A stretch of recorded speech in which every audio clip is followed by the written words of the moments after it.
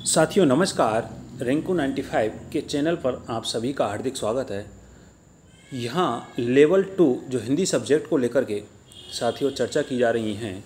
जिस प्रकार से हमारे भाई बहन के कॉल मैसेज भी आए थे, अब वो अपनी एक बड़ी दुविधा में हैं और वो बार बार कॉल और मैसेज करके पूछ रहे हैं कि पहले हम सिलेक्शन की दौड़ में थे लेकिन अब हम सिलेक्शन से बाहर हो गए हैं, क्या हमें इनको लेकर के कोर्ट जाना चाहिए या नहीं।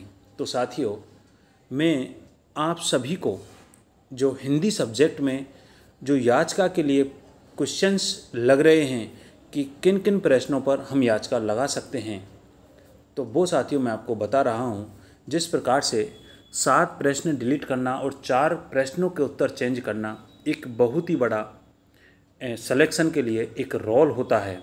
जो साथी सिलेक्शन में की दौड़ में थे वो अब सिलेक्शन से बहुत ही पीछे हो गए हैं। ऐसे ही में जो और भी सब्जेक्ट हैं, जो सभी सब्जेक्ट के अधिकतर पूछ रहे हैं कि एसएसटी का के कौन कौन से प्रश्नों पर लग रही है, इंग्लिश में कौन कौन से प्रश्नों पर लग रही है, लेवल फर्स्ट में कौन कौन से प्रश्नों पर लग रही है।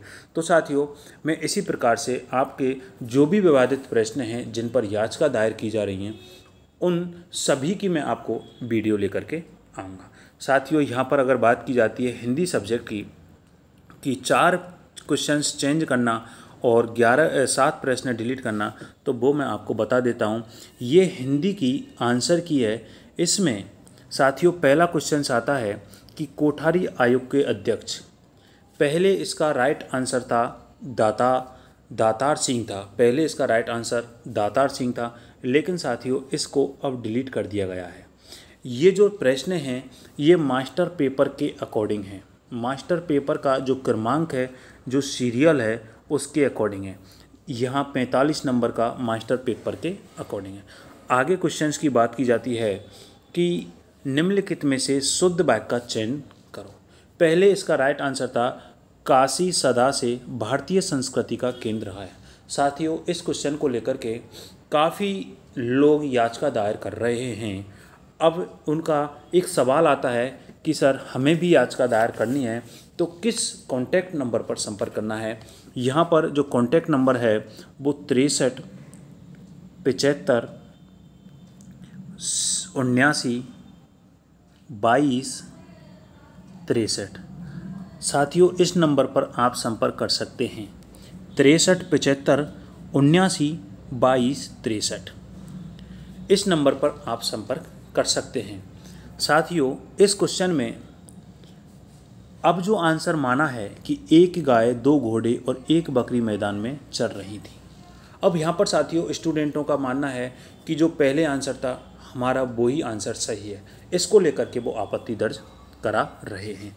आगे क्वेश्चंस की बात की जाती है कि संबोधक अव्यय प्रयुक्त हुआ है।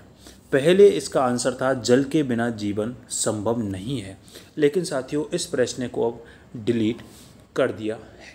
हिंदी के साथ बहुत ही बड़ा एक धोखा हुआ है स्टूडेंटों के साथ। आगे क्वेश्चंस की बात की जाती है कि निम्नलिखित में से कौन सा शब्द जातिवाचक संज्ञा से निर्मित भाववाचक संज्ञा नहीं है। साथियों, पहले इसका राइट आंसर था कंजूसी, लेकिन इस प्रश्न को भी अब डिलीट कर दिया है। आगे क्वेश्चंस की बात की जाती है कि जो एरिया है अंग्रेजी शब्द के लिए हिंदी पारिभाषिक शब्द क्या है। पहले इसका आंसर बताया जा रहा था अंचल, लेकिन अब क्षेत्र है। साथियों, ये राइट जो आंसर क्षेत्र है, पहले भी राइट ही होना चाहिए था, लेकिन बोर्ड ने गलती से अंचल मान लिया था। अब इसका सही आंसर क्षेत्रीय है।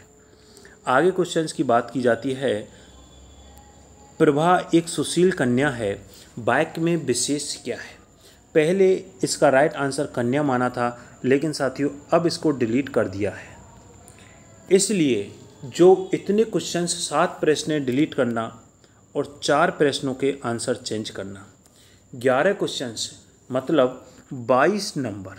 साथियों, किसी किसी के तो 15 नंबर, 10 नंबर, 18 नंबर का भी लॉस हुआ है।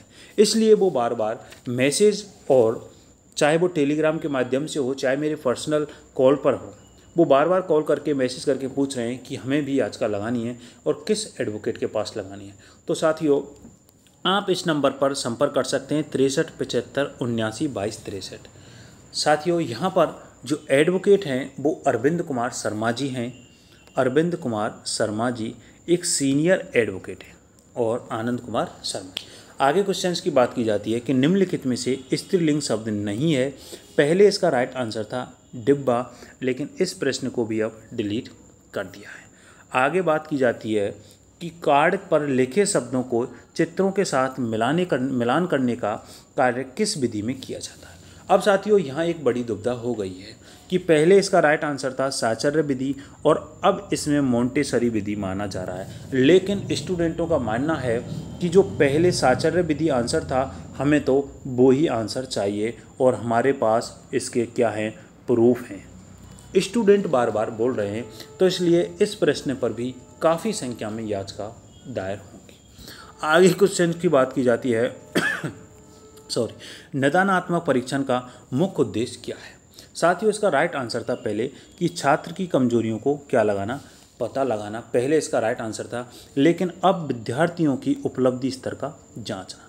साथियों यहाँ पर भी एक स्टूडेंट बार बार याचिका दायर के लिए बोल रहे हैं कि हमारे पास इसका भी प्रूफ है। आगे बात की जाती है कि कोबाल में CO को क्या दर्शाता है। इसमें पहले आंसर था कॉमन ओरिएंटेड, लेकिन अब इस प्रश्न को साथियों डिलीट कर दिया गया है। इस प्रश्न को भी डिलीट किया गया है। अगला क्वेश्चन है फाइनल कि निम्नलिखित में से कौन सा सुरक्षा प्रक्रिया से संबंधित नहीं है। पहले ई-कैश इसका राइट आंसर माना था, लेकिन साथियों अब डिलीट कर दिया गया है। तो मैं सभी साथियों से कहना चाहता हूं कि 7 प्रश्न डिलीट और 4 प्रश्न चेंज बहुत ही बड़ा एक धोखा हुआ है। आप भी ये बताएं कमेंट्स करके कि हमारे कितने प्रश्न डिलीट हुए हैं, कितने प्रश्न चेंज हुए हैं, आपका कितने अंक या क्वेश्चन या नंबर का जो लॉस हुआ है वो भी आप कमेंट करके बताएं। और जिन प्रश्नों पर आपको याचिका लगानी है मैंने आपको कॉन्टैक्ट नंबर इसमें बोल दिया है, डिस्क्रिप्शन में भी वो पिन कर दूंगा, आप उनसे संपर्क कर लें और आप कोर्ट की शरण लें और बिल्कुल आप कोर्ट जाएं और इनको लेकर के लड़ें, आपको फ़ायदा ही मिलेगा। जय हिंद, जय भारत, धन्यवाद।